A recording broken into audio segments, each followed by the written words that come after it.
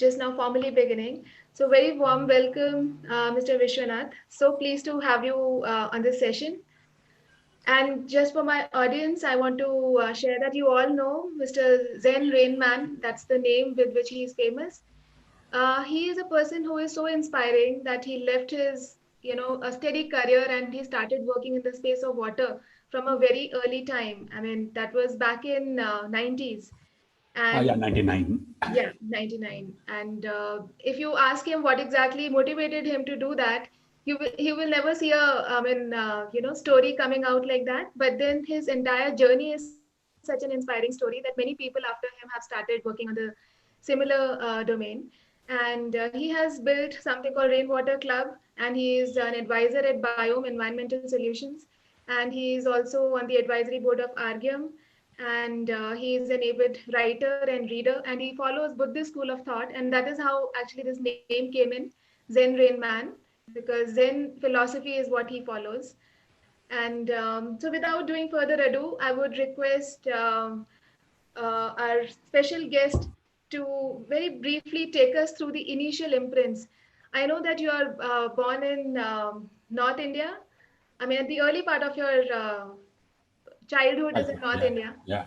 So, how do you think, because North India is mostly known for related situations like droughts and all, do you think anything which you saw in your childhood, left any sort of impression on you to take this cause seriously? Yeah, Gayatri. So let me just correct you. I was advisor at Argyem for about 11 years. I'm no longer there now. I'm with Biome Trust and I sort Right. of running Biome Trust and Okay. also teaching at Azim Premji University, Yes. an elective as an adjunct professor. But I mean, to get back to childhood days, I was born in Mysore, but I spent my initial days in Jaipur, in what is now Chhattisgarh, in a place called Korea, Mhm. Chirimiri, Kurasia, Baikunthpur, these are all familiar names. My father was in the coal mines, so we used to stay in these collieries. And so it was a wonderful childhood because typical neighborhoods size would be about 50 families staying in a place Mhm. in thick jungles. And I have, with my own eyes, had the luck of seeing leopards, bears, tigers, tigresses, cubs at about Wow. uh, 5 feet distance, right? So it was Yeah. a journey which was full of nature and full of water and hills and wildlife all the time. So it was pretty exciting. And it's also Yeah. good to be growing up in North India because you learned Hindi and you learned to eat aloo paratha and makai ki roti. And you could come back south to Mysore and tuck in into the idli, dosa, sambar also. तो हिंदी भी Yeah. बोल लेते हैं और यहाँ आके कन्नड़ा भी बोल लेते हैं. So it's a mix of the languages, which is what is the Yeah. beauty and diversity of India, right? So that was sort of childhood in my days and Mhm. quite fun. Okay, so my question to you is more about, any initial imprints. As a child, did you face anything related to water scarcity? No, not at all. So it was Absolutely instead not. the abundance of nature. Are you talking about? Well, actually, things have changed dramatically in India. I think post liberalization, we've seen an explosive market growth, right? And this market growth has started to put stress on our environment in unprecedented scale, globally, but in India also. So, a Right. landmark year would be 1991, and Mm-hmm. you both see consumption of natural resources exploding as much as the GDP is exploding, as well as the pollution of water bodies and soil and earth and felling of forests. That started to change over the last 30 years. None of that in my childhood days. Okay. So you had started building your house around 94, 95. That was the first time you started facing this issue because you wanted to put in rainwater harvesting in place at your in Yeah. your house. So I'm Yeah. sure there must be a learning curve while you tried doing that. So what were the kind of challenges, if you could share with the audience, that would be great. Right. So it's always personal, our Yeah. interface with life and what its ecosystems are. It begins as a personal challenge. And then if you're lucky enough, then you're able to expand it to understand what societal challenges are and what national level challenges are. So here we were, I got married in the middle of all this growing up phase to a Mhm. wonderful architect called Chitra Vishwanath. And so it's good to have a partner who's an architect because she's able to design the house where you can only Yeah. talk words. So she designed the house and we were building this. And I'll show you some photographs as we go along. Sure. Sure. One of the striking things as we were building is that the utility in my city does not give us piped water for construction because there's a shortage of water. And typically you either drill a bore well or you buy water from a tanker. We refused to drill a bore well. We didn't want to do one. And so we used to buy tanker waters for building. And we were at site one day and we saw the rain pouring on. This was 94 and it was just flowing into the drains. And there was a tanker putting water in our sump tank. We thought, well, with all the knowledge we have, this is something stupid going on, that fresh water is going away and then we are buying water at quite a price at that point of time. So that's when sort of the aha moment came about rainwater harvesting as to how we should pick this up, filter it, and perhaps put it to use. So how prevalent was that back in 94, 95? Well, it was not, at least insofar as my knowledge went, it was not prevalent, right? So one was already beginning to understand rainfall patterns because there was a young colleague of mine and me, we both got interested. This was the era when the PC had just come in. The web was still not there. The internet was still not there. So if you wanted rainfall data, you had to go to the Indian Meteorological Department and put in an application and pay 25 paisa per day's rainfall, collect the rainfall and start to understand it. But at the same time, around the same time, Center for Science and Environment had come out with this beautiful book called Dying Wisdom, which sort of captured all the traditional water harvesting practices. And it was serendipity that one started to work on rainwater harvesting, and then what got to know about this book and read about this book, right? And that sort of expanded the world of water, what we are doing with it, with traditional practices, why are we giving it up, and why are we struggling through droughts and famines? Anil Agarwal was a fabulous writer and a fabulous journalist and a fabulous communicator. And he has left quite a strong imprint on me and for others also of my generation, I think. That's amazing. So when we talk about water crisis, I'm sure that this is a very widely used term these days. And why I don't want to use that term is that because it always puts you in a spin that you feel that there is a scarcity and you cannot overcome that perhaps. The whole mindset becomes negative. So this session, we wanted to actually change that perception and we wanted to focus more on making people believe that it is possible to go water positive. It is just about making those tiny changes at your residential level, at the community level, and at the watershed and city level. So since you have worked on all these three levels extensively and you can probably suggest the roadmap for us to follow. So what would you say the kind of interventions we can bring in at these three levels? Okay, Gayatri. Now, I'll show you some photographs and images, yeah? And I'll try and explain what we can do at individual level and what we can do at community level.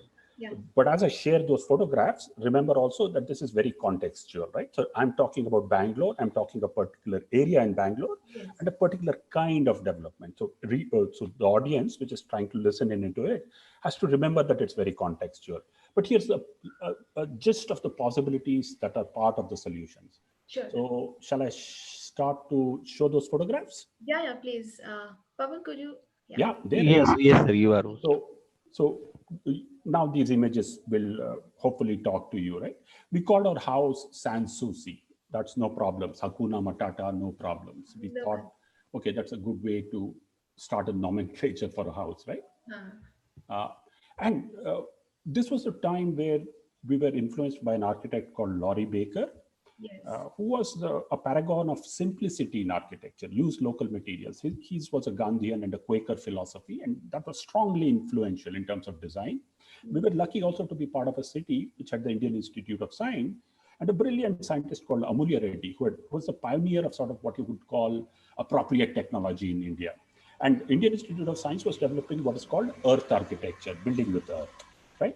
So we started to build with earth, our house, and use mud blocks. Now these earth blocks are not fired, they're just compressed and they're then used to build the house. So they're very water efficient, they don't take away sand from rivers, they don't consume too much cement, and they're very eco-friendly, right? So it's one important aspect of water you must keep in mind.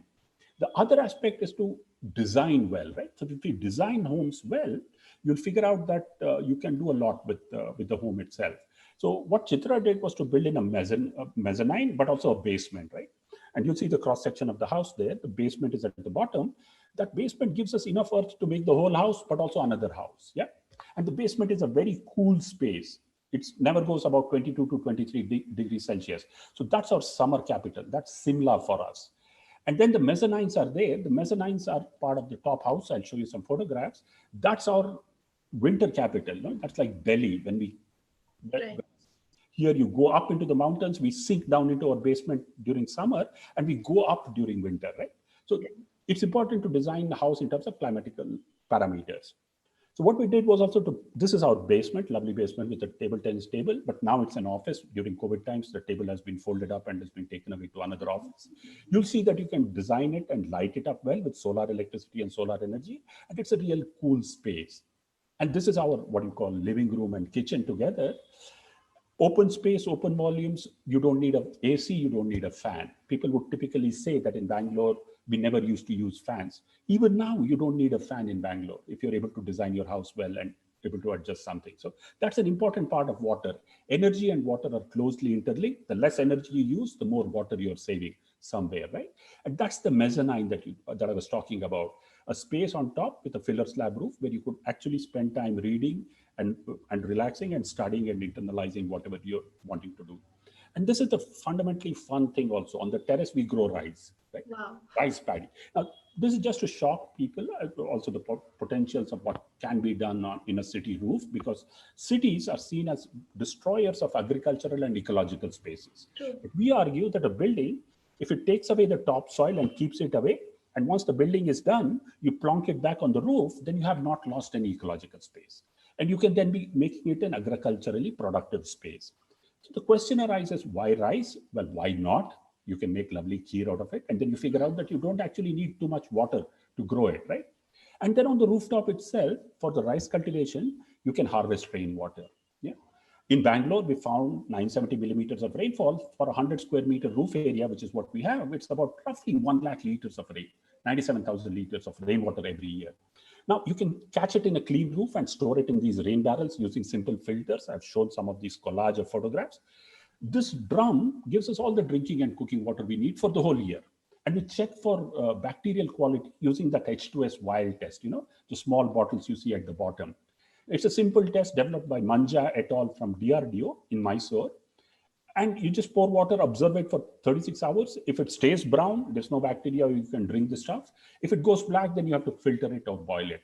So simple rainwater harvesting systems, checks, and then in the middle, I show you the bottle exposed to the sun. It's a method called SODES, where you can put rainwater in a bottle, glass bottle, and expose it to the sun for 5 hours, disinfects the water, bring it in and drink it, right? Simple technology, simple methods to collect and harvest rainwater. Just to put things in perspective, you said some 97,000 liters of rainwater that is being harvested. Exactly. And what is the usage per annum? So that we can draw a comparison in terms of. I'm carrying my water bill. I wish I could have showed it to you clearly. It's zero, right? So there's no water bill at all in a month. So for 8 to 10 months in a year, we don't need any water from our external sources. 8 to 10 months, right? And so then there's a constant battle with the meter reader who keeps saying, "Arey meter kharab ho gaya hai aapka." And so we have to convince him, show him everything, and say, "Nahi, meter chal raha hai karke." So 8 से 10 महीने का पानी, 8 to 10 months, you can get from rainwater harvesting, and you supplement it with this grey water reuse. One of the things which we use for bathing and for washing machines is a lot of water that comes out called grey water. This is the dominant use of water. So if you substitute your detergents and soaps and shampoos with Rita, soap nut and soap berry, you find that the grey water quality dramatically improves. And with a little treatment like the biological filter you see in the bottom photograph, you're able to reuse it. So could you explain the bottom picture a little bit? Right. So what we do is we store the grey water in a small drum and we pump it through a series of gravity-based drums which have plants in them, right? Okay. So these plants are cattails and reeds. The roots take away the phosphates and nitrates and clean up the water, and it gets stored in one place, and then you start to use the grey water. If you design it well and you change detergents, you get fabulous things. Then you use solar energy. So the roof is a space where all the sun comes in. So you have a solar water heater, a solar cooker, solar lighting systems, right? This is common, and this can be easily integrated into the roof design. And here's something very nice. My friend Eklavya Prasad from the Make Pine Abhiyan calls it Faideman Shauchalaya, productive toilet, right? It's a fertilizer factory. Huh? Yeah. So it's called a urine diverting dry toilet. The design principle is you separate out urine and solids, and then you dilute the urine and use it as a fertilizer. And the solids get composted and can be used as a fertilizer. So no waste leaves your home, right? So these are right, radical fundamental concepts, but you can try it out on your rooftop like easily. And then that's how the rice grows with the fertilizer from the toilet, UDT toilet, and the gray water, right, from our washing machine and bathing. And So that's a what real, kind of layer of topsoil are you putting on your rooftop? Gayatri, just about 3 inches to 3.5 inches of compost, earth, and vermicompost, right? And that's what you share there. Huh? Or this is how the designed roof looks like. ठीक है.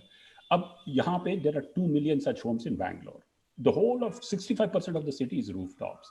If you Yes. just design smart rooftops, you don't have a water crisis, you don't have an energy crisis, you don't have a food crisis, you don't have a pollution crisis because all the kitchen waste is also brought in here and the bathroom and toilet waste, as I told you, and you have an ecological space because there was something like 50 different species of birds, reptiles, even a cobra at one time, which was on the rooftop, right?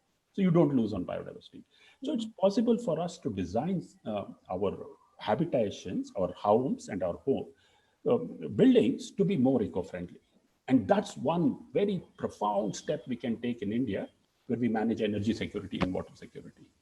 Just one question here, because we have our audience which is global, and do you think the solution works outside India as well? Absolutely. Biome, that's the company which my wife runs. We have designed homes in Uganda, in Nigeria. There are people in Australia who are building this kind of homes. It's not something unique to us. There's a principle they follow called permaculture. There's a principle of ecological buildings. Globally, you can do it with local materials. Right? And so this is Primarily, my question was more towards the climates of Europe, where it's mostly colder, and unlike Africa and India, where we are looking at tropical climates. you have to find your appropriate solution from local knowledge, local architecture. There are earth homes in Europe. A lot of places there is that, right? So there are these design challenges in terms of the codes that have come in. But if we want to be practical, for us, we are very lucky in tropical climate, right? Right. So we must make use of the tropical luck that nature delivers to us.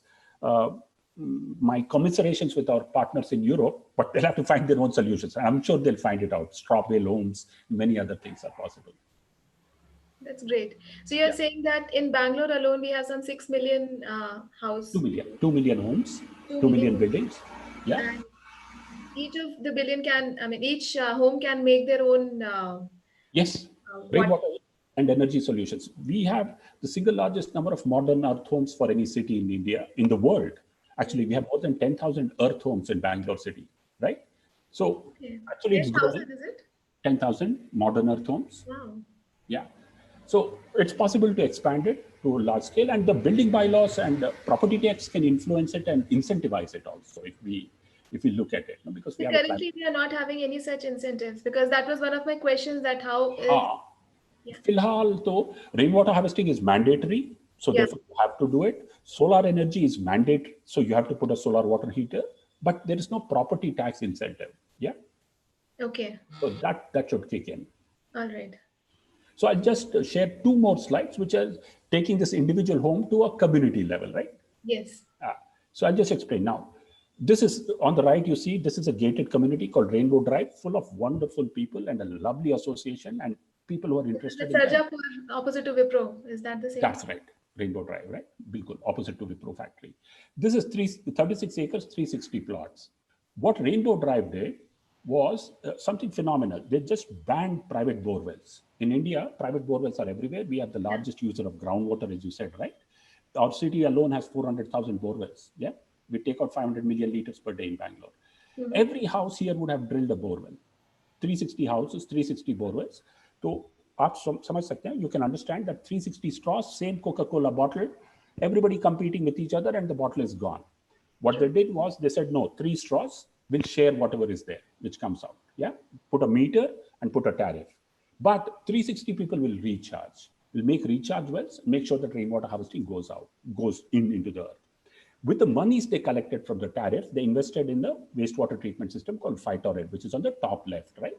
And that treated wastewater is now given to every home free of cost. So now they're water positive. Actually, they put more water into the earth than they draw out from it every year in an annual average rainfall. I remember visiting this community, that was back in 2012. Huh? So, was that the time they started with this activity? Yes, around 2010, they started with this activity. 2010, there was a fantastic And they percentage of turned genetic. water positive in which year? Within 2 years, they were water positive. Okay. Yeah. So it doesn't take long, but it takes a lot of understanding, which is a mutual conversation that we have when we do a water balance for the whole community. We figure out what is the demand, what is the supply, and how these two can match, right? That is the fundamental part of being water positive. Understand demand, make demand most efficient, look for supplies, and within the supply, look for recycling and reuse as much as possible. ये हुआ वहां पे. So this is transformative. What I'm pointing out is that it's possible at individual level, it's possible at community level, it's possible in apartments, and therefore it's possible at a watershed and at a city scale. Okay. Yeah. Yeah. So when we talk about the city level, because here it's a community and dealing with the governance issues much must have been much easier. So when we talk about the city level, how do we deal with the consensus and how do we ensure that all kinds of communities come together and go around, taking up something that So drastic? two ways is you become an exemplar so that many communities now come to Rainbow Drive, learn from Rainbow Drive, the association and citizens explain to them what they did, and then the message goes out, right? Because good messages also flows very fast. Then there's the other way where the system includes it as part of policy and encourages such things through bylaws, through master plans, through groundwater regulations, through rainwater harvesting regulations, right?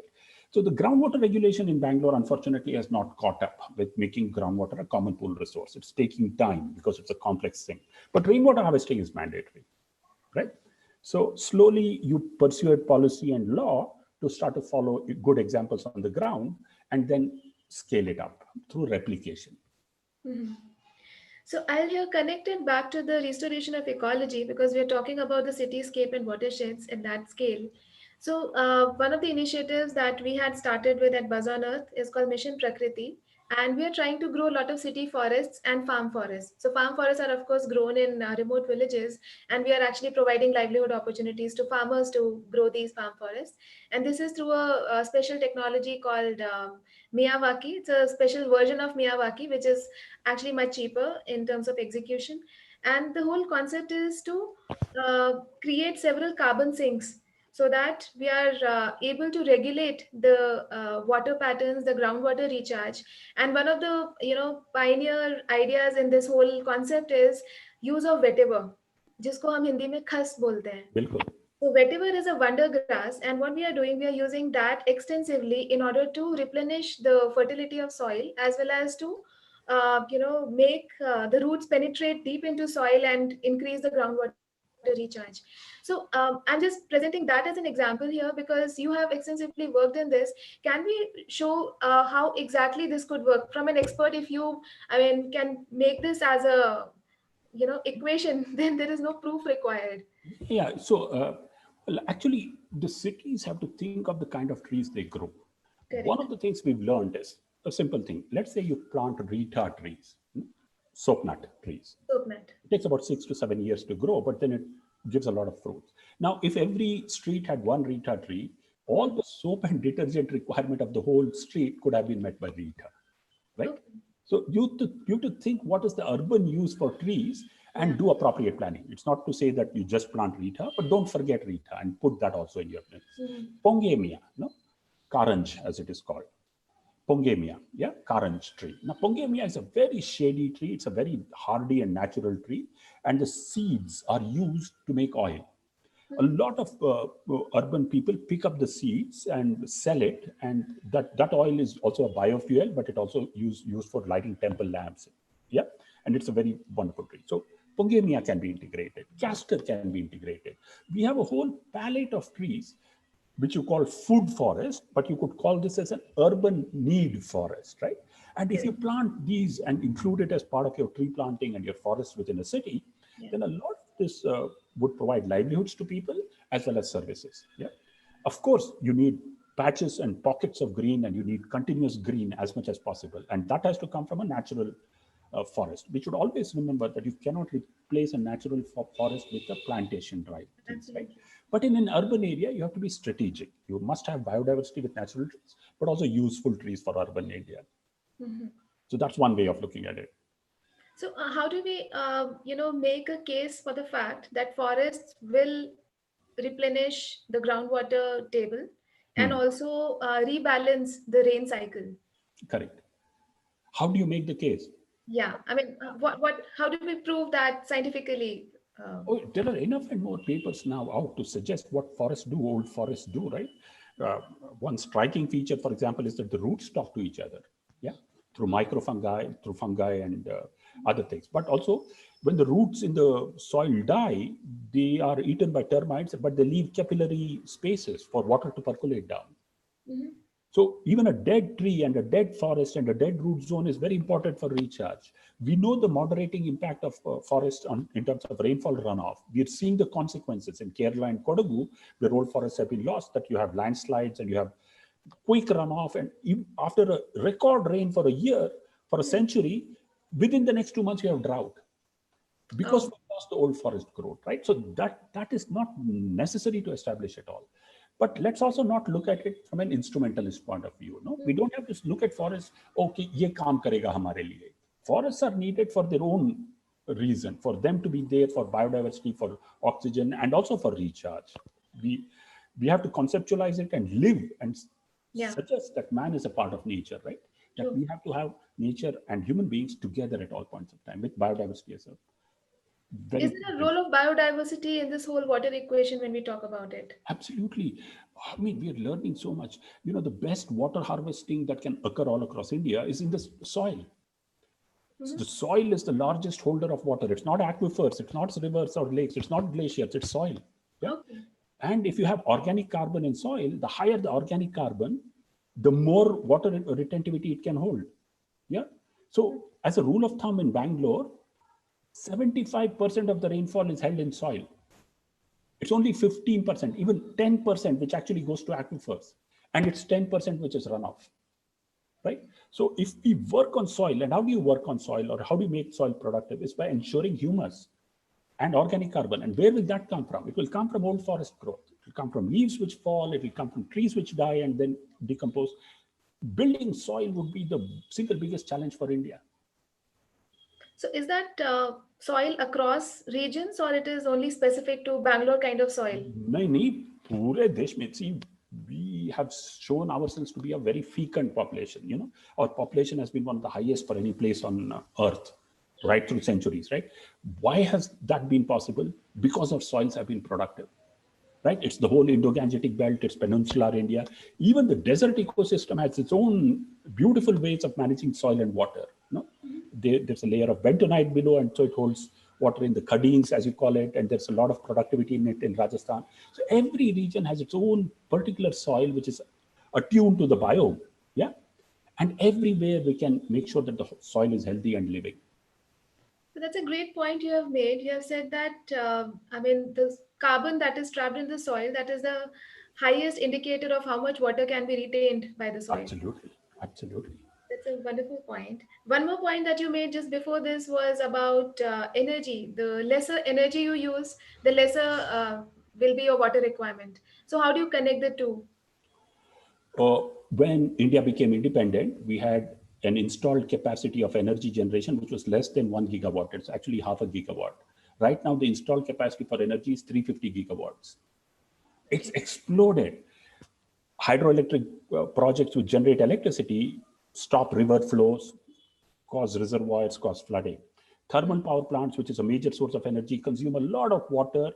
Evaporated coal burning, fossil fuel burning is a big nuisance, right? So both are major sources of energy, consume a lot of water. And so embodied energy in any unit of water in any unit of energy is very high. Yeah. So the more energy demand that we have as a society, the more rivers we will destroy, the more climate emissions we will cause. So therefore, it's very important for us to conserve energy and to use energy from regenerative circles, like solar, for example. Is it also possible to draw this kind of correlation between the higher use of energy resulting in higher use of water at the residential level? Bilkul. Uh, you need water to pump from bore wells which have gone deep. If your groundwater table collapses, you need more energy to lift it out. The Yeah. city of Bangalore, for example, gets water from 100 kilometers away, huh? Mhm. 300 meters below the city. It's got an embodied energy of 2 units of power for 1,000 liters of water. So Water has embodied energy. And water is necessary to generate energy, and it requires energy to be transported and moved around. So that water G has to be managed very sustainably and very carefully. Okay. So when it comes to involving stakeholders, since we very briefly touched upon this property tax issue, so if we talk about the role of governance, the role of corporates, because a place like Bangalore, especially when we are talking about metro cities, corporates play a major role in defining how the cities function. So Yeah. from that perspective, would you like to suggest two, three main stakeholders and what their role can be in order to make us a water positive community? Okay, so I'll just share some photographs of how a community can play a role and which is the community we are talking about for solution, right? And then I'll also talk about the corporate and its role in it, right? Shall I just show you these photographs very Yeah, quickly? yeah. Agya, is it on? Yes. So now here's my favorite stakeholder between a city and its hinterland, Muniraju, a farmer. The farming community has a 2,000 to 3,000 year old history. They know what the land is, what soil is. They have fabulous knowledge. Now, where does Muniraju come in as part of the solution for a problem that we are creating in our cities, right? Hmm. So now this is a small town called Vijaypura, 50,000 population, which has a UGD, underground sewage network, but does not have a sewage treatment plant. So therefore, like in most towns in India and most cities in India, sewage flows in drains. Nale mein behta hai, and then it ends up in a lake, right? Polluting the groundwater, polluting the lake. So what did Muniraju do? He made a small pit, drew this untreated wastewater into the pit, allows it to settle for 2 days, then pumps it up, right? You see, that's the pit. And this is Muniraju pumping the untreated wastewater. Now we are horrified. Are ye kya ho raha hai, right? But this is what is growing behind. Huh? This is untreated wastewater, mind you. Oh. And this is what is happening. Mulberry is being grown. Shahtut, this mulberry is not edible. It's grown for feeding silkworm. Look at what's the transformation that's happened. Now, if you have grown food crops like vegetables or root crops, then the consumer of these food crops, which is the city, would have been at risk, right? They would have consumed it and there would be a health risk for it. By growing a non-edible crop, he's eliminated the risk for the consumer. Yeah. The second community at risk is the farm worker. They would have stepped into a flooded sewage and they would have been at risk. He's made it into furrow irrigation. He's already made it into drip irrigation now, parts of his field, right? So now the farm worker is no longer in contact with direct sewage. The sewage that he applies does not go below 1 feet. So groundwater is not contaminated. And all of the nutrients is used up by the plants through completely, right? So now fields of mulberry grow in the periphery of Vijaypura like that, rich green throughout the year. This crop consumes the nutrients throughout the year, including from pit toilets and septic tanks, where the sludge is put into this mulberry fields. And this 40 hectares of this land is enough to provide sewage treatment facilities for the whole town. Then the mulberry leaf is fed to the silkworm. Here, like here, the silkworm is a very sensitive worm, so it tells you whether the mulberry leaf is good enough or not. It's a bioindicator also. And the cocoons then are formed, and the cocoons also tell you whether the leaves are good or not. This is the silk cocoons because they're also very sensitive. Then they're made into threads and yarn. Again, the thread will tell you if the cocoon is good or the mulberry leaf is good, and then it becomes saris, right? Now you've turned shit to silk. The town does not need a sewage treatment plant. The farmer is part of the solution and is provided a solution for the wastewater. He's made sure that the lake is not polluted. All the sewage comes to land and non-edible crops are grown. He becomes a rich farmer and he's made a solution with the town. Now, this is a typical Indian jugaad mentality. But This is have a we ever typical seen... example of circular economy in the most basic sense. And have we seen farmers as part of our sanitation solution? Conventionally, we have not. So we have to create these new partnerships with stakeholders, and all large villages and all small towns can quickly get into partnerships with agriculture and find solutions for sewage, right? So that's one way Maybe of looking at it. this can be probably integrated with a food forest concept also, if we have. Absolutely. If you grow energy plantations or if you grow trees which are not directly consumed, then this is very rich fertilizer and it takes care of all the sewage without any harm to the soil or to the trees and plants, right? And he earns a livelihood and he becomes a rich farmer. So it's win-win.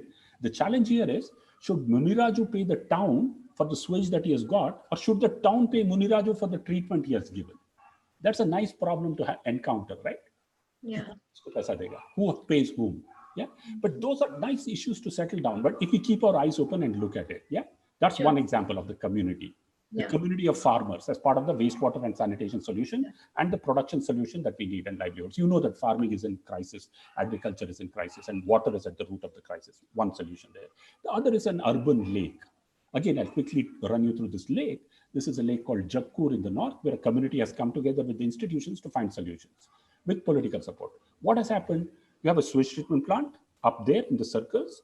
Then there's a wetland, a constructed wetland, and then the lake. Now, this sequencing is important. A 15 mld conventional sewage treatment plant, the treated wastewater comes into a wetland, where the wetland cleans up the water further. The wetland is a rich biodiverse space. We need biodiversity in the cities. Wetlands provide that biodiversity space, as you see with the weaver bird, small reptiles, mammals, birds, everything. Yeah. This is vetiver, right?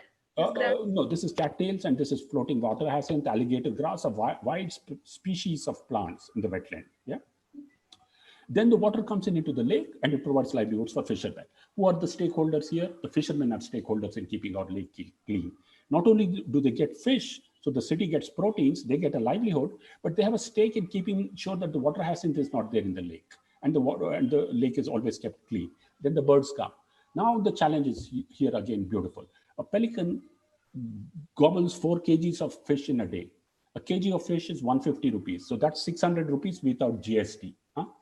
For one pelican. Now, that's one pelican, that's fine. If there are 250, what should the fisherman do, right? So these are interesting challenges of livelihoods and biodiversity having to live together. And it's possible to do that. The fisherman says there's enough fish for them and for us. And the city gets a lovely background. So all the property prices of the apartment. But how do we manage the number of pelicans? I mean, they can always increase. We don't. They come based on the fish available and the food available. And there's enough fish in the lake for the fishermen as well as for the pelicans. Painted stops although come. Everybody comes. These pelicans now have an Aadhaar card and a voter ID. They don't want to leave Bangalore. Previously, they were migrants. Abhi to permanent resident ho raha hai. Like, this is the richness of an ecosystem. Mind you, this is all wastewater or sewage. Yeah. So it's being treated sewage, which is now filling lakes and then recharging. This is another livelihood. The grass cutter who cuts the grass and makes charpais and chatais with it. He should be part of the wetland maintenance and management. So he's earning a livelihood. And then the groundwater gets recharged. Around the lake, these wells have water. This is drinking water. Wastewater into drinking water without the yuck factor. And with communities of fishermen, grass cutters. This is Jaipur? This is Jaipur Lake. Oh, beautiful. So, I mean, so this is the sort of partnerships which I don't show you the community also called Jal Poshan, led by a remarkable lady called Dr. Annapurna Kamath, who won a National Water Award for this. If institutions, government institutions like the Pollution Control Board, the Water Utility, the Groundwater Board, the Fisheries Department, communities, fishermen and stakeholders come together, we could have 200 lakes in Bangalore. Yeah, and we could have 10,000 lakes all across India. So urban ecology can be restored, livelihoods can be provided with your forest, food forest, provided we develop this 360-degree mindset and start engaging with our challenges in a productive fashion. Got it. So you have spoken about 3 stakeholders who were the beneficiaries. So one is the farmer community, one is the fisherman community, and the third is grass cutter community. Yeah. And of course, the citizens are the highest ranking beneficiaries, I would say, because they get, sustained supply of water as well as higher quality of water across. So I was more concerned towards government, not just always the government. Sometimes it is just governance. When it is about a community at a micro level, then we can. So the governance word is more apt here. So when it comes to governance and the role of corporates, that is business houses, the larger ones, especially I have been with Wipro, so I know that Wipro was pretty much focused on, adopting lakes and this rainbow community that you mentioned. Wipro also had a role to play in that process. So here I'm trying to understand what can corporates do, and if there is a roadmap that you would like to suggest, because a thought leader like you, when you say that this is how, if people come together, these are the solutions. And then it comes more about getting that executed. Yeah. So, corporates are also doing a fabulous job now. With the Jakkur example, Bharat Electronics Limited, BEL, has come forward and it's setting up a 10 MLD wastewater treatment plant with its CSR funds and rejuvenating a lake called Doddabamasandra, which is absolutely the same size as Jakkur, right? And with the same concept, wetlands, recharge, fisheries, everything will come forward, right? There are companies like Wipro Cares, which have been doing fabulous work with school rooftop rainwater harvesting. Uh, the newer terrain, what we need for our government institutions to do is to understand this process and develop a package of projects which the CSR can fund, where the community can play a role, and together we can start to set more and more examples all going along. For which we need a change in our governance structure. We're stuck with 20th century institutions of governance. We have 21st century problems. So water and wastewater solutions are now with agriculture. It's with fisheries. It's with lakes. It's no longer a sewage treatment plant alone, which is the solution, right? But the water utility has only sanitary engineers, water engineers. If we can bring on board hydrogeologists, hydrologists, community organizers, farmers and agricultural experts, if that institution can expand itself, then it can enter into many partnerships. The struggle is institutional change, as you correctly pointed out. It's the governance change, which is the struggle. It's not water. So we don't need water experts. We don't need wastewater experts. We need institutional experts. Uh, so that's the interesting narrative. I'm not saying that these challenges are not being met by the government. I'm not wanting to put blame. I'm trying to say that the new reality has to be understood, and we have to engage with these challenges in a positive fashion. So, if there were some three things to be done by the institutional bodies, then what were the three changes? Let's be specific to Bangalore. What three things to change? Yes. One, decentralized. Get the ward sabhas and the ward level of governance very strong. The ward is a very good unit of people-to-people contact, and a lot of nice things can happen at a ward level. Similarly, you have to think scale. The Metropolitan Planning Committee has to kick in, and it has to then plan for the city as a region, not just Bangalore urban city, but the entire metropolitan region of Bangalore, which is about 8,000 square kilometers. These are two things. Third thing is more multidisciplinary approaches. Okay. Within institutions, not the institution itself to seek answers, but to tie up with two or three others and then look for solutions, right? That's the way we have to go. Okay. So in this COVID scenario, since most of the focus of various corporates and CSR and even government is focused more on, fighting the pandemic, and people like us who are in the field of sustainability, they do understand the correlation, and we see that it is not just one COVID which is occurring. There could be many more COVIDs if we don't change the course of our actions.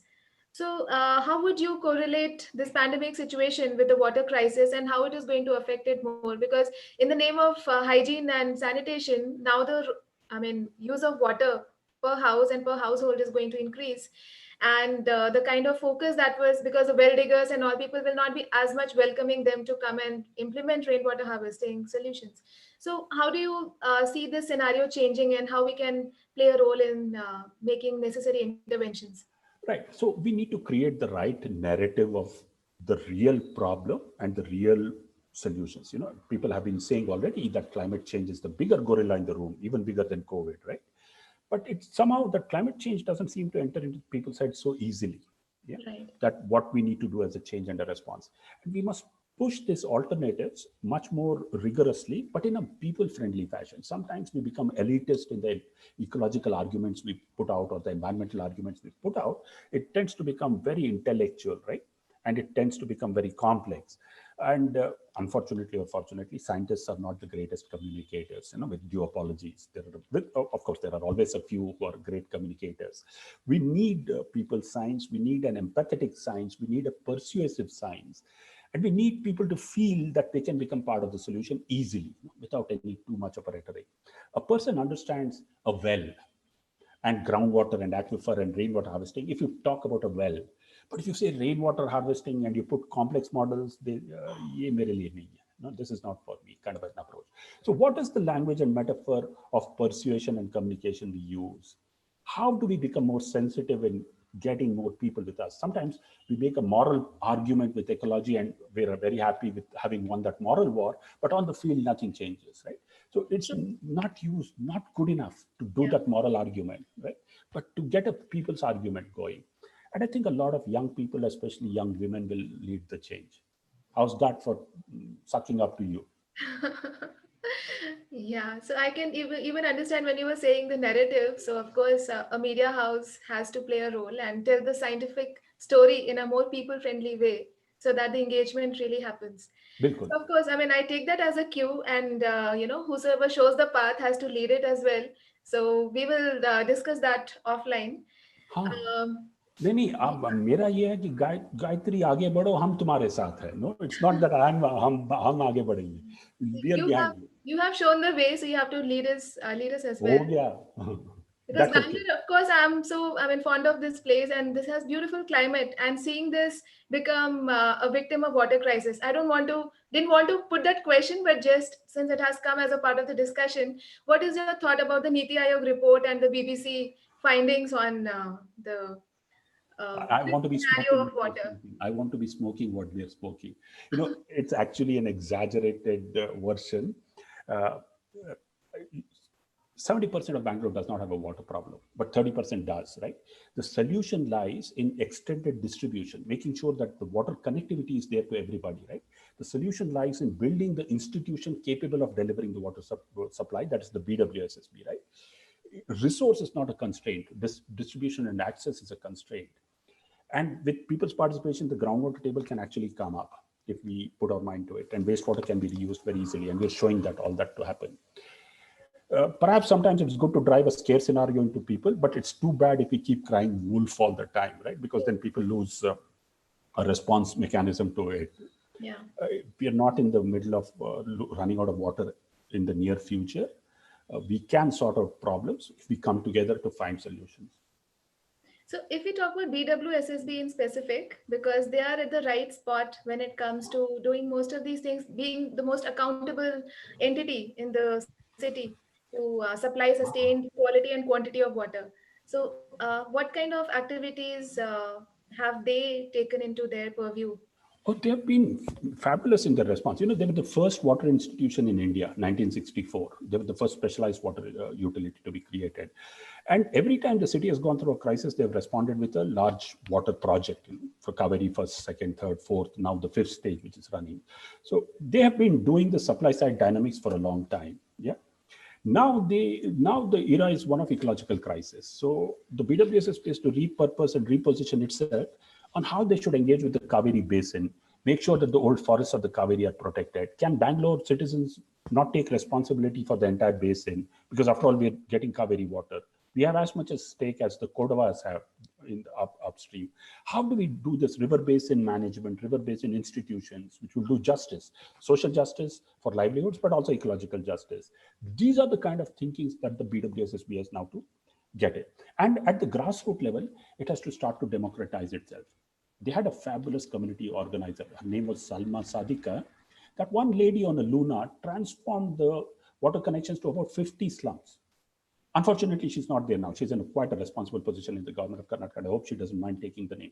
But we need more Salma Sadika's community organizers who will work with the people who do not have a water and sanitation connection and make sure that that connection is organized, right? So the BWSSB has to ratchet up to the river basin institution and drive down to the slums and low-income areas to make sure water and sanitation is available. So when we see the role of lakes in this overall narrative at the city level, because we have tried to decentralize this and we are focusing more at the community level, and if people do enough groundwater recharge and treat their sewage water in the proper way, they can actually self-sustain. So how the lakes and the restoration of lost lakes of Bangalore. Bangalore used to have how many lakes? Some 600 plus lakes, if I'm not wrong. Yeah, so the numbers vary. So you can pick any number, So, but we've lost a lot. yes. So, what is the role of governance as well as experts like you in doing this restoration of lost lakes, and how does that tie back to the community level initiatives? There's a fundamental challenge to the restoration of lakes. These lakes are all tanks. They were all designed for irrigation purpose. Now that purpose is lost because the city has urbanized. The tank irrigation is not needed. So the command area farmers who normally have taken care of the tank, you know, desilted it, made sure that the channels are all free, they're all gone. So an urban lake has to find a role for itself. Is it for flood prevention? Is it for recharge? Is it for wastewater reuse? Is it for biodiversity? Is it for livelihoods? All these multiple roles have to be decided. Now, who decides? Should it be the local community? Should it be the city? That's something that we need to grapple with, right? So it will be a bit of a struggle before we start to arrive at answers for each lake. For sure, they need to be preserved and protected. For sure, the community has to be involved. For sure, the institutions have to be involved. But let's also not change the argument to say that they're needed for drinking water, right? There'll never be sources of drinking water. There'll always be sources of ecological diversity and social use, right? Livelihood use. Okay. If we purpose it and work on it. And I won't give up heart so easily. The real Lake Development Authority was created because environment support group, Leo Saldana and others, actually went to court and demanded and got a court action to get going. Even before that, the Lakshman Rao committee was set up because the bird watchers of Bangalore were keen. They did a survey and they provided a report to the government, and the Lakshman Rao committee gave its report on how lakes could be protected. So different civil society groups have played a tremendous role in where we are with our lakes. You know, I can name many more. There are many more, and now they're also positively engaged. For a time, it appears bleak because the city is fast expanding, real estate values are shooting up, we have a garbage management problem and all that. And it's a tough time to be part of, but over the horizon, you'll find solutions. So one more question, which I actually missed earlier, that was related to corporates. So can corporates in a decentralized fashion be completely water positive? Is that a possibility? It depends on the water use of the corporate.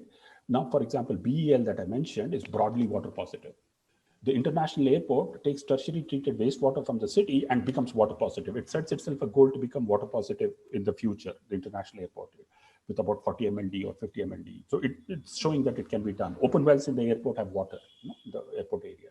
So a lot of corporates which have large lands, large landscapes can actually become water positive. IIM, for example, or institutions can also become water positive. Wheel and axle plant has demonstrated that it becomes water positive. For sure, they can become water efficient, water wise. Water positive is a function of the demand and supply. And so many can be and many may not. Also, probably it depends on the catchment area available and the land availability. With Absolutely. And the demand that you put on it. Some processes may need a lot more water. Some may need very less water. If it's employee driven, for example, you can do with 50 liters per person per day. And perhaps that will enable you to be water positive. Probably that connects back to some sort of, I'm just thinking aloud, maybe some rule that we can come up with that for having that many number of employees, I mean, you should not be able to, you should not be allowed to have, say, 50,000 employees in a particular campus if you are not able to sustain the water efficiency or water positivity. COVID is doing it for you, driving people away from campuses into homes so that there's no congregation of people at scales and densities. But here's also one another thing to look at water. The scale of the solution may change. So it may not be necessary to demand that an institution become water positive in itself. If you pay the true price for water, that is, if you pay the price which will return water back into nature at the same quality and the same quantity at which you appropriated it. We have the technologies for it, right? If you pay the true price, the true ecological price, there will be never any water shortage in an urban area. Because in an urban area, water is not consumptive use, it's non-consumptive use. 100 liters comes from the Kaveri, 80 liters to 90 liters goes back. Yeah, we can treat it to drinking water standards and leave it back in the Kaveri at the same place we took it, Torekadinalli. We can leave it there. So there won't be any shortage of water because of an urban area, right? That is, if we pay the true price and if our institutions develop a plan and implement the plan which reflects the true price of our water. What do you mean by true price here? In Bangalore, if you pay 95 rupees a kiloliter, you will get water delivered at your home. The wastewater will be picked up by the institution, taken to a treatment plant, which will treat it through membrane filters to drinking water standards. All of this process costs 95 rupees. And what will be released into the environment will be drinking water, which is what you took from the Kaveri. Okay. How's that for an argument? So the corporate doesn't have to do water balance on its own, but it has to pay 95 rupees, a minimum, if it wants to be water positive. I think that also works because you're just offsetting the responsibility here, and so you're empowering it at a scale at which the solution has to be found, right? It may be that the scales of solutions can vary from an individual home to large cities. So you'll have to arrive at the right scale and you'll have to arrive at the right price. Yeah, but that's a great argument, and I'm sure that we can discuss more on that particular point. However, I'll leave the room now open for questions because I'm sure our audience is waiting to ask questions. I have a couple of questions already on the panel. Pawan, I would request you. Can you make me host? Definitely, I will make you host. There you go. Yeah. So we have the first question from our advisor, Mr. Mahesh Krishnamurthy, who is currently in London, and he was very keen on listening to this interaction. Pawan, please request you to make the people who have Yes, ma'am. questions. I allowed Yeah, him. yeah. Hello. Oh, hi. Yeah. Hi, Mahesh. Good morning from London. Good afternoon to all of you in Bangalore. Uh, Wonderful talk. Really appreciated it. I'm truly inspired by the innovation, the creativity, the imagination, and all the rest that has transpired during this conversation. So, congratulations on all the accomplishments and achievements and the inspiration that you're sharing with us. I wanted to find out whether, based on your experience and based on the amount of work that you've done, you have an approach towards templatizing your methodology. So, for example, the design that your wife has created for your home, is that something that you've been able to templatize as some kind of standard methodology that others could then take and implement relatively easily and simply? Yes. So a lot of the solutions, Mr. Mahesh, is templatizable, like the home that you described, making mud blocks. It's now become very common practice for a lot of people to make these earth blocks, to incorporate basements into design and use the earth and do it. A lot of people do solar water heaters, solar lighting systems. Rainwater harvesting is being done by about 130,000 buildings in Bangalore. So it's all getting templatized and replicated. But creatively, people take it and change a bit based on the conditions and the client's preferences and are replicating it.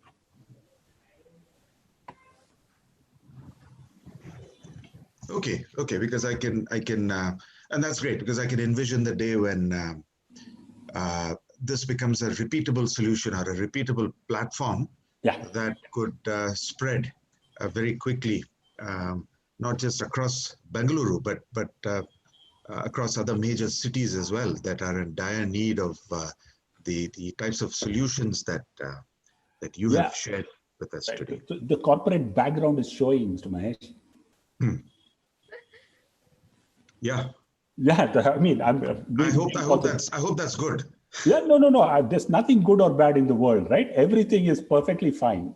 No, I'm just joking. I can see the management in you emerging and saying, "Chalo isko, why not scale it up? Why not replicate it?" Perfectly fine. That's the way it should be.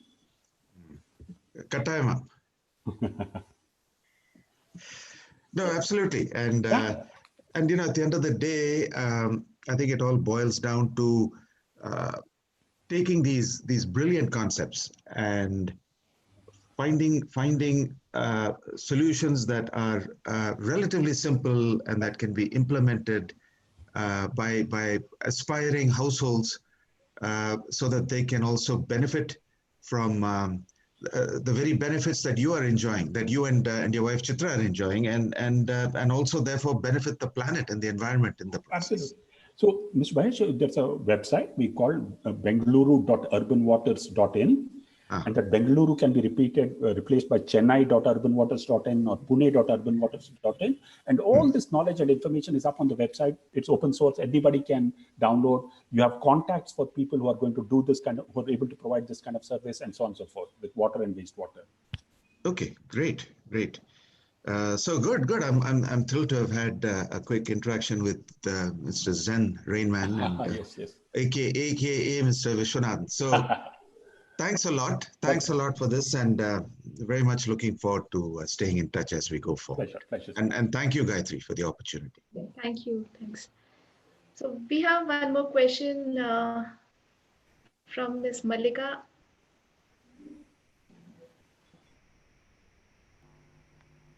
Mr. Malik Aradhya. Malik. Oh, good friend of mine.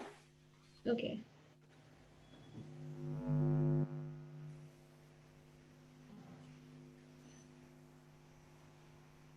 Hello, Mr. Malik. Yeah. Good morning, Mr. Nath and Ms. Gayatri. Morning. Yeah, Vishwanath, my one question is already there. So you gave us the example of Vijaypura. Correct. There is a network, there is no sewage treatment. Correct. So we have got so many towns where we can execute the network and people will automatically connect themselves to the sewer network, and we don't have land to construct the STP. Absolutely. Can there be a case study, and then if possible, I will try to arrange make an arrangement for you or somebody to give a presentation before the board, water board? Yes, there's already a case study in Chikballapur, Mr. Malik, and also Tumkur right now. We're doing it. So, and it's very well documented. We have case studies from Mysore, and yeah, happy to present it to the board. And Go ahead. I'll just add one line, Mr. Malik. It's that you know that it will take us about 3,000 crore of STPs in all our towns in Karnataka, right? That's the price that we have estimated. And it's going to take some 10 to 20 years. So one is not making an argument that we don't need STPs. We're saying that till we build those STPs, let's be innovative with our solutions. And when the STPs come, God bless, let's use the wastewater, right? With your busy schedule, you keep in mind this request from myself as a retired chief engineer from the board. Mr. Malik, you don't have to say those things. You have a right over my time, right? You can always put in a word, and I'm happy to be there with you. Okay, and your presentation on so many, climate, water, sanitation, everything was very good. And thanks for giving me an opportunity to witness this presentation. Thank you, Mr. Vishwanath and lady. Thank you very much. Yeah, so Mr. Malik, your check is in the mail, right? Okay, thank you. Yeah. Another question we have from Mr. Ashwini Kumar. Mr. Ashwani, you are allowed to talk. Hello, Ashwini? Yes, I am here. Yeah. Hello. Yeah, Ashwini, we can hear you. You're audible. Please go ahead. Yeah, Vishwanath, thanks for listening for your wonderful presentation. It is always, I think, learning whenever I listen to you. There is a small question that when somebody tries to install this whole system, what we have demonstrated, which includes water harvesting, water treatment, and water recycle, for a household level, roughly like a 5 persons in a house, what will be the total cost? Because that is, I think, one of the prohibitory issue for people to install it. While the cost in a Bangalore maybe I think 70-80 lakhs, but in general I'm taking like something like a 50 lakhs of house.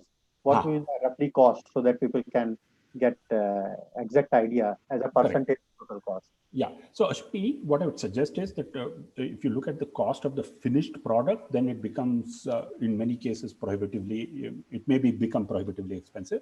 But let's say you take it as rainwater harvesting. Then if you already have a sump tank, or if you already have a well, or if you already have a bore well, and you pick one part of the roof and recharge it, it should cost you not more than 6,000 to 8,000 rupees, right? For the rainwater harvesting, it assumes that you have a storage system, or it assumes that you have a recharge system, that is a well or a borewell. Similarly, for the grey water system, if you just change your soaps and detergents to what I was talking to about Rita or anything, you don't even need the treatment system that I showed you. Directly, the water can be picked up and recycled for plants, and with a basic filter, it can be for all non-potable users, as swabbing the floor or washing the car, right? That should not cost even more than, my guess would be 2,000 to 3,000 rupees. The EcoSan toilet, if you just design it for a sitting toilet, it's what, 4,000 bucks, 4,000 rupees. So it's not prohibitively expensive, but it should be aimed incrementally. You should start to do it one step at a time, and then you can get to the final figure. Okay, thanks, Vishwanath. Yeah. One more question from Raj Lakshmi Deshpande. Yeah. Raj Lakshmi, are you there?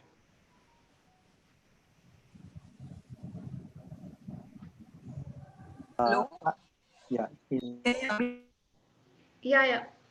Not Hello. Yeah. Now. Hi, Vishu sir. Hi, Raj Lakshmi. Congratulations on the engagement also. Thank you so much. So I had just one question regarding the Muniraju's way of doing the flow. Yeah. So even though it's not deep kind of a thing that he's done the channels, Yeah. but still there would be some seepage happening, right? Yeah. So the typical mulberry plant sends down its roots to about 3 feet, right? And this wastewater, the sewage, does not go below 3 feet. So all the sewage which goes up to 3 feet is completely absorbed by the mulberry, and then it transforms it to growth, plant growth. And let me also tell you, Rajlakshmi, the groundwater groundwater table is at 1,100 feet in Vijaypura. Okay. So, okay. Yeah. Thank you. Thank you so much. There is one question from Sarfaraj Khan.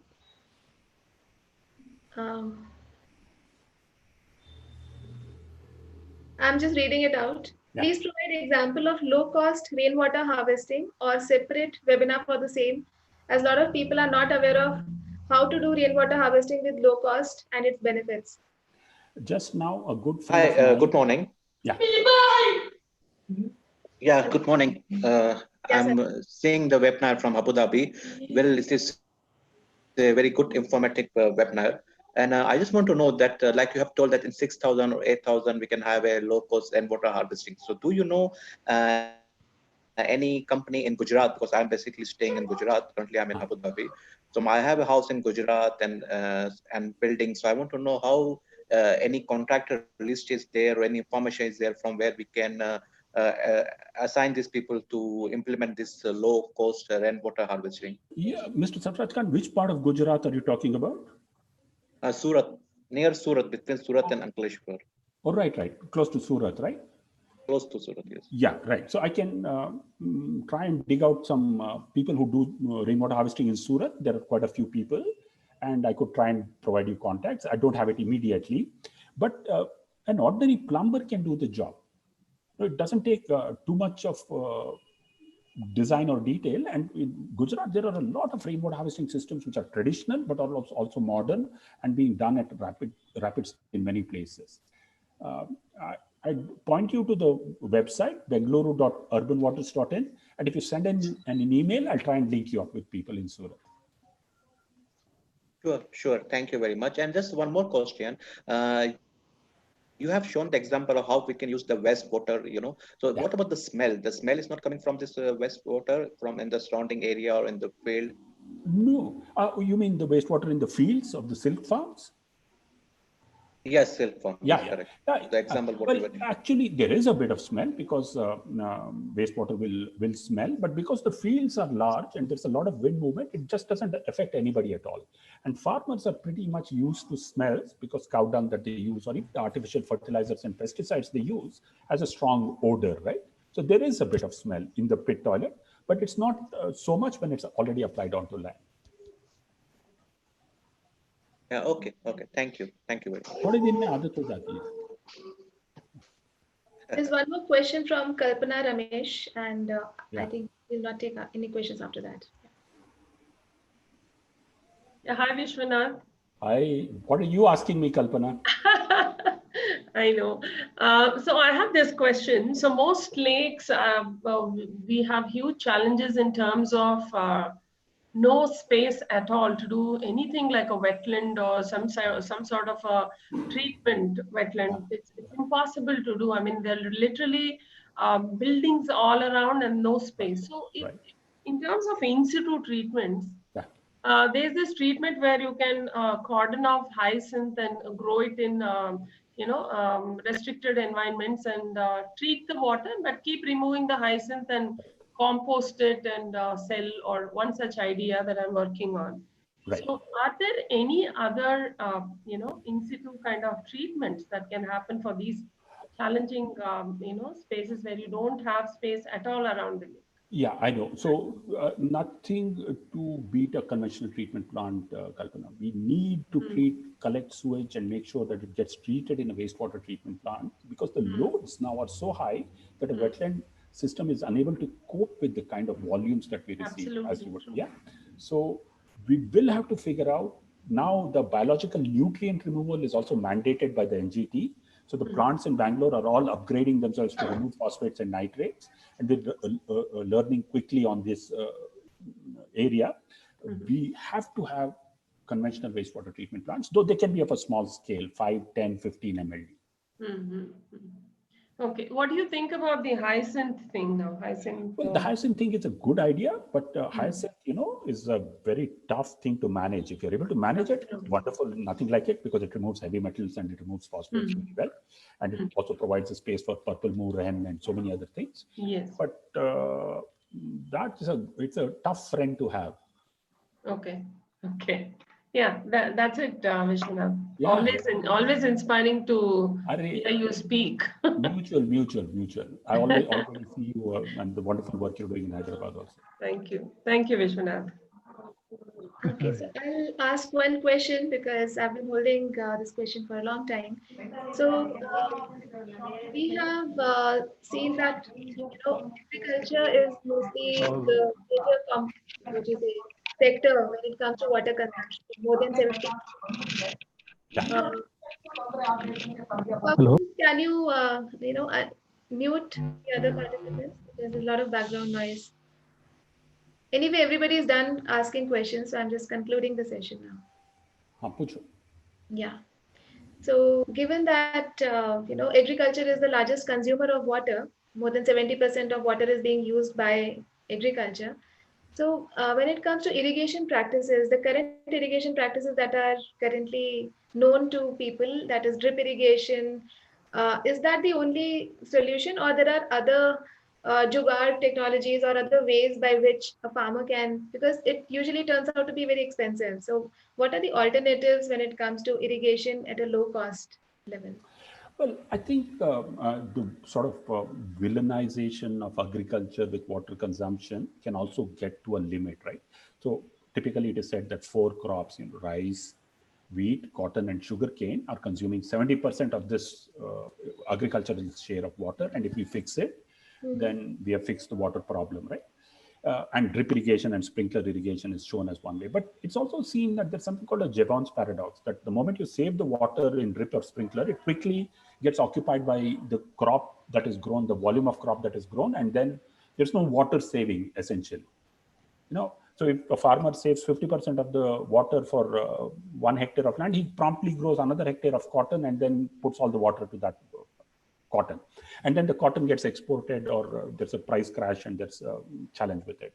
I think that's a fundamental demand supply match that we have to do. We have also to do a restoration of soil and the restoration of the varieties of crops that we grow and get a right price for the right crops to grow, right?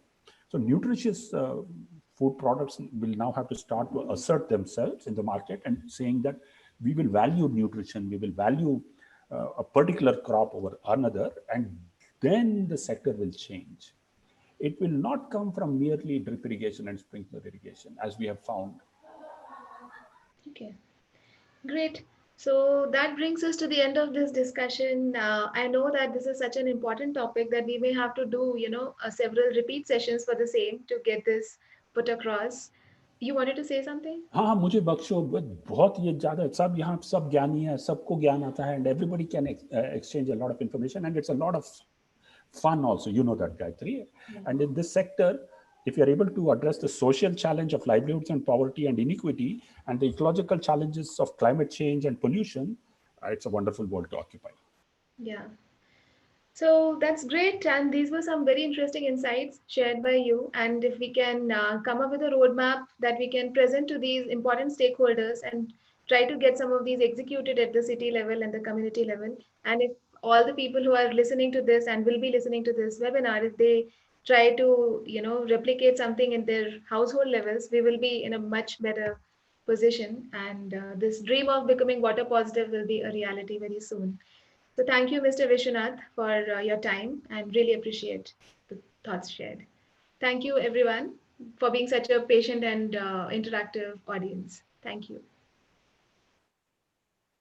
Bye-bye. Thanks.